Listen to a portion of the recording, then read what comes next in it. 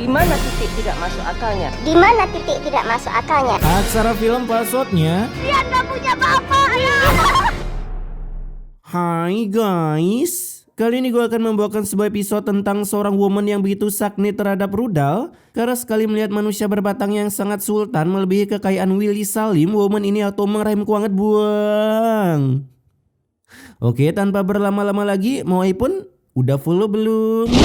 Kisah ini berawal dari Nia, seorang builder sawah yang merasa dirinya tersaingi oleh temannya akibat berhasil mendapatkan rudal berbatang besutan Garena keluaran Sultan.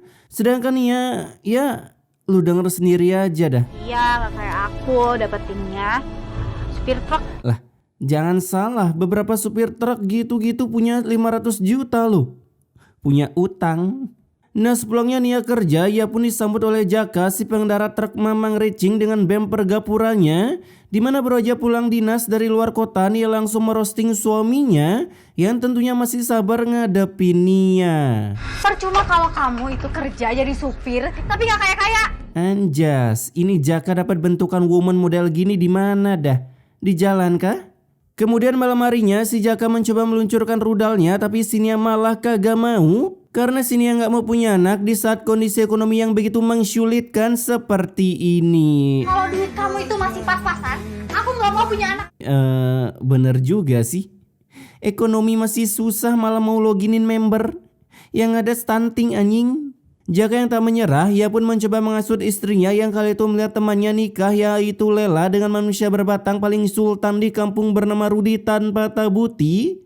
Dimana Jaka bilang kalau mereka habis ini pasti bikin dedek bayi, supaya Nia terasut lalu pulang-pulang memencet tombol peluncuran rudal yang ada di badan Jaka. Namun yang ada si Nia malah terkena hasutan lain oleh dua minion ini, sampai ia pun membandingkan suaminya dengan Bapak Rudi. Liatin lagi, kamu juga gak akan sekaya Pak Rudi kok. Fix, ini Nia pasti dulunya langganan LC-nya si Jaka cuy.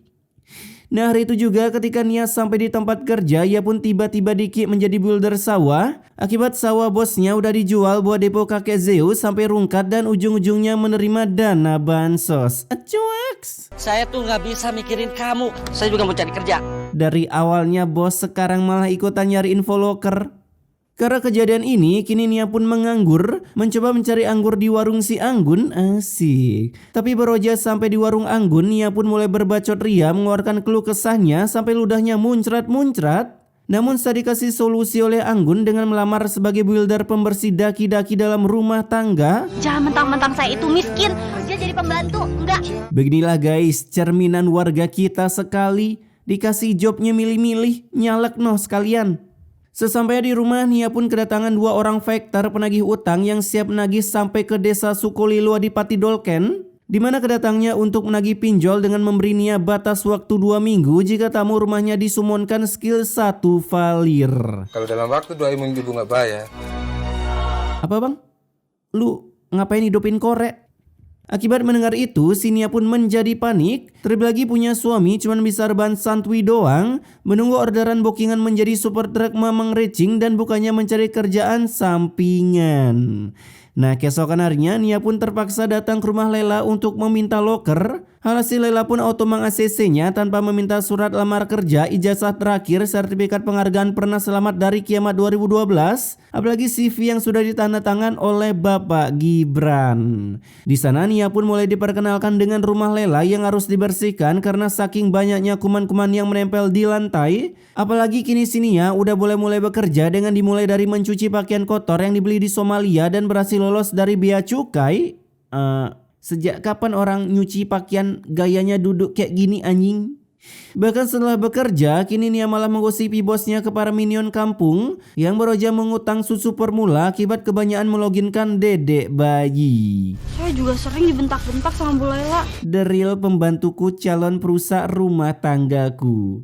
Ketika malam tiba, Nia pun terkena smackdown plafon yang roboh akibat saking mengkisminkan dirinya. Hasil dengan plafon yang roboh, besoknya Nia pun beralasan minjam uang ke bosnya karena plafon kamarnya kemarin malam ambruk. Dan tanpa babi lo bego, si Lela pun langsung memberikan Nia kasbon senilai 1 juta. Yang baru aja mau dikasih uang, datanglah Rudi hingga membuat rahim Nia seketika semakin hangat. Ternyata kalau dilihat dari deket, si Rudi ganteng juga ya. Rahimku hangat buang.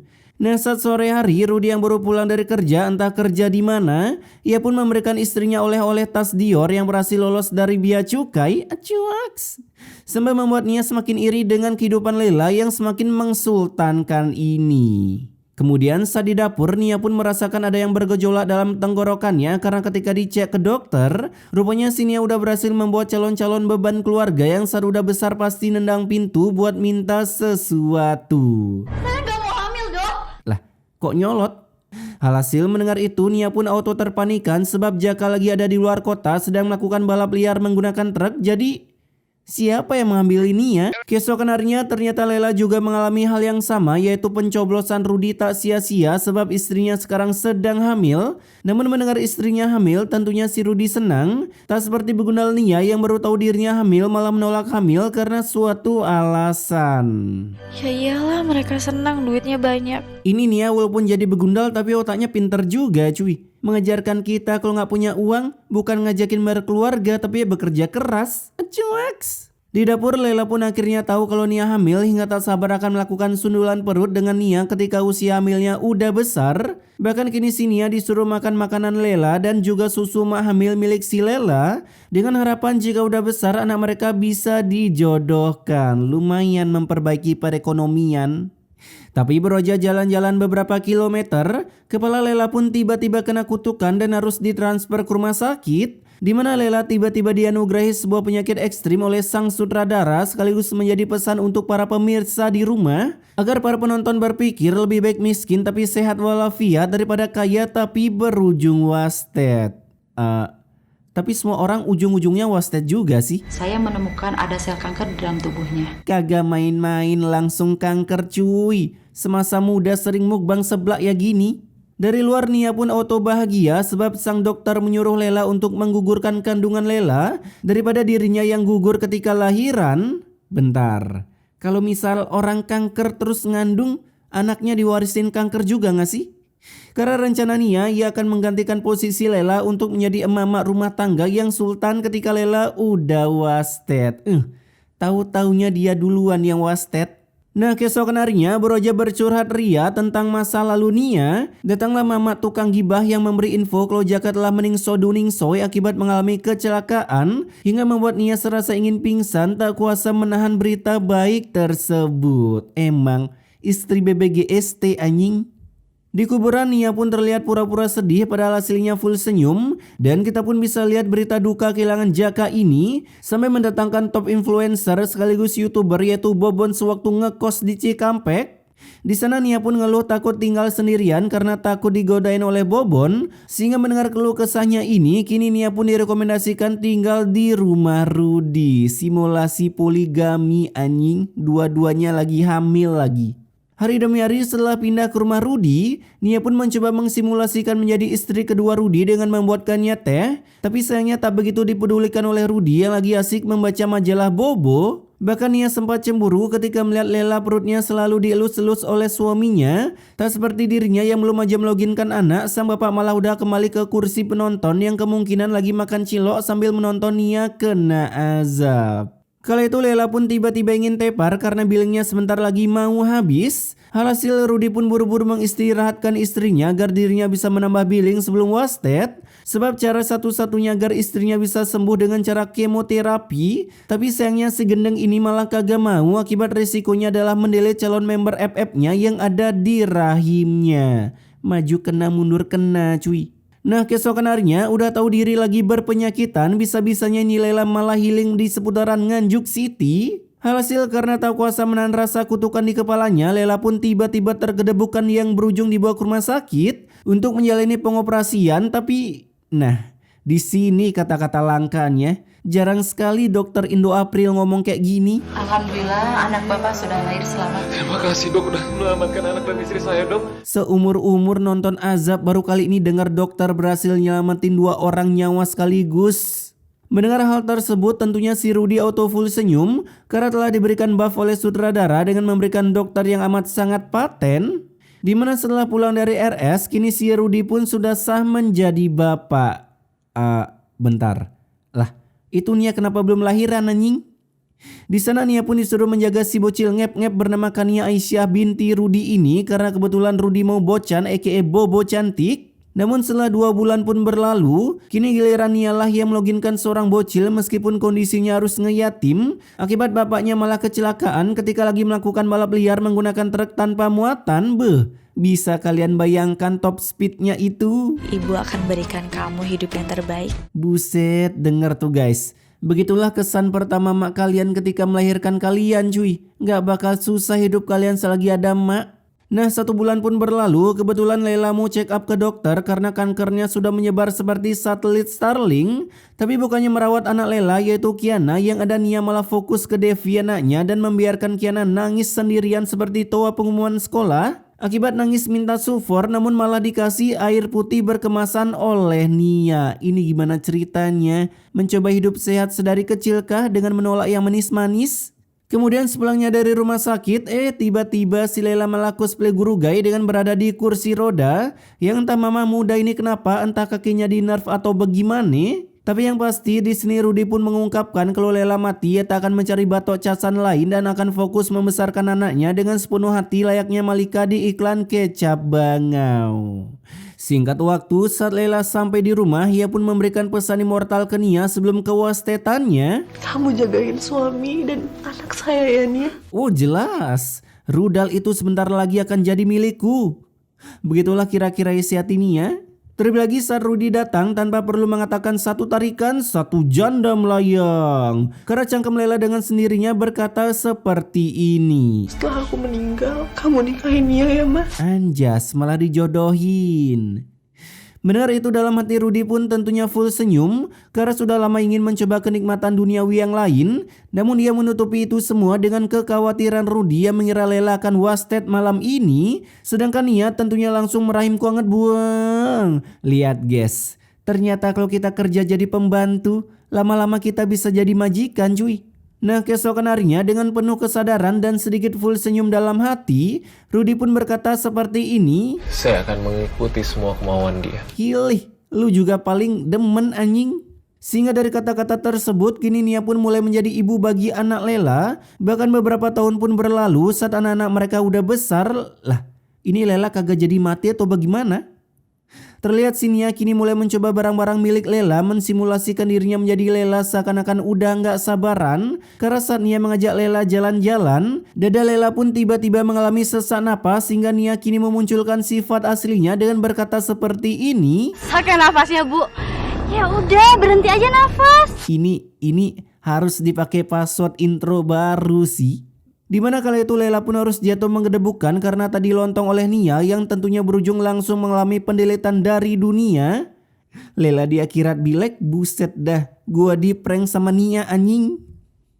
Dan hari itu juga dimulailah pemakaman Bu Lela yang dibuka dengan salam opening dari wajah Nia. Karena selesai pemakaman, Nia pun besoknya langsung menikah menjadi batok casan Rudi secara sah. Ia membuat beberapa mama di sana terbagongkan dan ingin mengikuti tutorial dari Nia yang berkarir sebagai pembantu lama-lama diangkat jadi majikan. Ternyata puncak teratas karir jadi pembantu mantap juga ya. Nah di rumah kini mereka pun sudah bisa satu kamar. Tapi si Rudi malah menolak mengunboxing Nia akibat udah bekas jaka. Apalagi kini Nia udah bisa merekrut pembantu lagi yang berkemungkinan menggantikan posisi Nia suatu saat nanti. Auto kena karma cuy. Pasti Aisyah yang ngerebut mainan Devi. Ini kan mainannya Aisyah. Devi bilek fitnah terus. Gini amat punya emak begundal. Selain merekrut pembantu, kini bos di tempat Nia bekerja sebagai builder sawah juga direkrut oleh Nia sebagai supir pribadinya. Dimana mereka berdua ini mulai menggosipi Nia yang begitu membGGST-kan akibat selalu pilih kasih saat mengasuh anak Lela. Ya, beginilah kelakuan beberapa oknum emak tiri. Di sisi lain Nia pun mulai menikmati karirnya yang udah di puncak hidupannya menjadi mama sultan. Bahkan sampai membuat temannya menjadi iri. Dia terlalu sombong sama hartanya. Iri kok sama calon penghuni neraka. Asik, sok suci amat gua. Sesampai di rumah Nia ternyata hanya membelikan anaknya mainan, bukan berbagi ke anak Lela. Tapi beroja Rudi datang, si Nia auto bermuka dobleh dengan pura-pura sayang dengan Kiana. Ini Mama punya mainan baru buat kamu. Rugi banget ada pembantu tapi kagak berani ngomong jujur. Dan selain tak membelikan Kiana mainan, si Nia juga namah menggendengkan setelah mengeluarkan kata-kata dari cangkemnya yang seperti ini. Ingat ya, jangan kasih Aisyah itu makan banyak-banyak. Cutting sedari dini cuy. Nah saat Nia healing, terlihat Nia malah jalan kaki sambil ditemani supirnya. Yang gue heranin di sini, lu kan kaya cuy, ngapain jalan kaki? Sok-sokan mengikuti gaya hidup di Eropa anjing. Apalagi Broja dihampiri oleh pengemis, si Nia langsung mengsinrat tensinya sampai tepar karena terlalu mengiuhkan jika sampai bagian tubuhnya tersentuh oleh gembel. Gaya bener si anjing. Kemudian saat sampai di rumah, Nia pun diberi kabar kalau anak Lela lagi sakit, tapi bukannya panik dan membawanya ke rumah sakit. Oh jelas. Yang ada si Nia malah berkata seperti ini. Semoga penyakitnya Aisyah itu makin parah.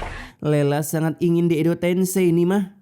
Namun pembantunya yang tak tega, ia pun langsung membawanya ke rumah sakit. Yang ternyata si Kiana ini sedang kena infeksi berpenyakitan yang bisa berubah menjadi penyakit ekstrim seperti ibunya. Tapi tak berselang lama datanglah Rudy dan Nia yang pura-pura menjadi istri baik hati, padahal dalam hatinya sangat maghrib. Harusnya biarin aja dia itu nyusul ibunya ke Lambaka. Nah besoknya saat Kiana udah boleh pulang, Nia pun berusaha mempertemukan Kiana dengan emaknya di surga dengan menyuruh pembantunya jangan ngasih obat. Bahkan pembantunya ini disuruh pergi ikut dengan Nia OTW arisan bersama Mama Sosialita.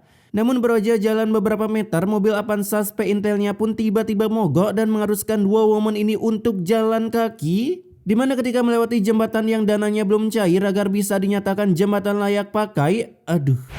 Hati-hati, Bu. Editan macam apaan ini cuy? Si Nia pun tiba-tiba nyemplung dengan sangat realistis dan hanyut di sungai Amazon yang sudah dibersihkan oleh Pandawara tanpa embel-embel udah full belum.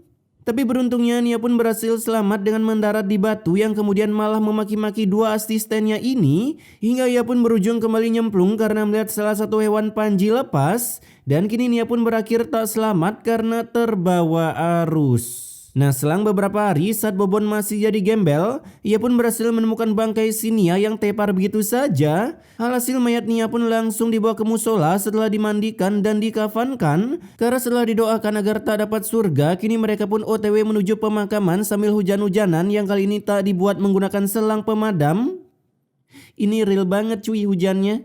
Dimana baru berjalan beberapa kilo, dua angin twister pun datang yang membuat para warga lari ketar-ketir. Yang lalu angin itu membawa keranda Nia menuju yang tak terbatas dan sedikit salto, anjas. Sehingga para warga pun tak jadi memakamkan Nia sebab kerandanya udah hilang dari line lebih dulu. Dan pada akhirnya film ini pun ditutup dengan kegagalan mereka menggebe pahalanya. Dari film ini kita belajar guys, ternyata semua pekerjaan ada kenaikan jabatannya cuy. Ini contohnya Nia dari pembantu naik jabatan jadi majikan.